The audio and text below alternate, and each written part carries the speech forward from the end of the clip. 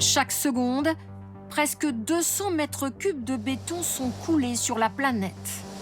La filière représente à elle seule 8% des émissions de gaz à effet de serre mondiales. Car le béton se fait à base de ciment, l'une des productions les plus polluantes au monde. Direction cette cimenterie, à Limbre, dans le Nord.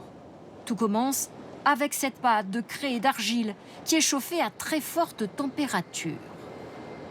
Ce grand tube ici, c'est un four. On injecte la pâte d'un côté et de l'autre côté, on a une grande flamme qui est faite avec du combustible alternatif et du charbon qui va réchauffer cette matière et la calciner. Donc la flamme est à 2000 degrés et la matière à 1400 degrés. À la sortie du four, on obtient ce que l'on appelle du clinker.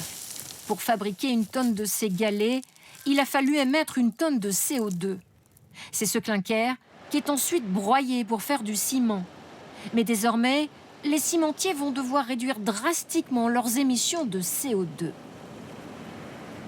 D'ici 2030, on s'est fixé un objectif, c'est de réduire de moitié notre empreinte carbone, d'accord? Et en 2050, l'objectif, il est européen, atteindre la neutralisation. Mais comment se décarboner? L'industriel est fier de nous présenter son prochain four nouvelle génération. Il permettra de réduire les émissions de CO2 de 20%. Un chantier à 300 millions d'euros, financé en partie par l'État, à une condition, atteindre les objectifs de décarbonation. Chaque année, il y a une pénalité si on n'obtient pas l'objectif. Et donc on rembourse la subvention si on n'obtient jamais l'objectif sur 10 ans. Certains cimentiers ont choisi une autre façon de se décarboner. Nous voilà sur le port de Dunkerque. Celui-ci s'est installé juste à côté d'un fabricant d'acier pour profiter de ces déchets qu'il valorise.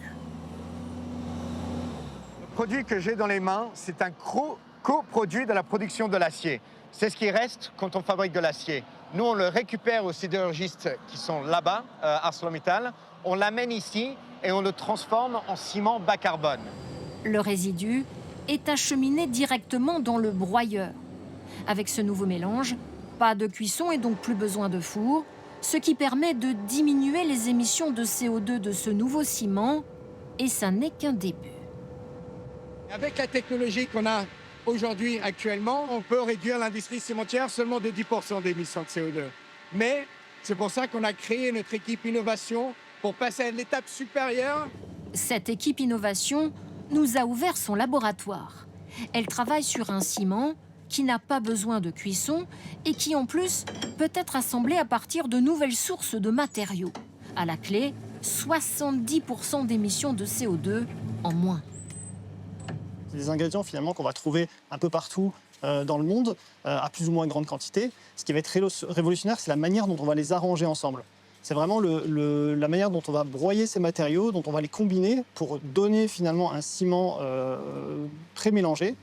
Un fourmillement d'idées et de solutions qui doivent encore être développées à grande échelle.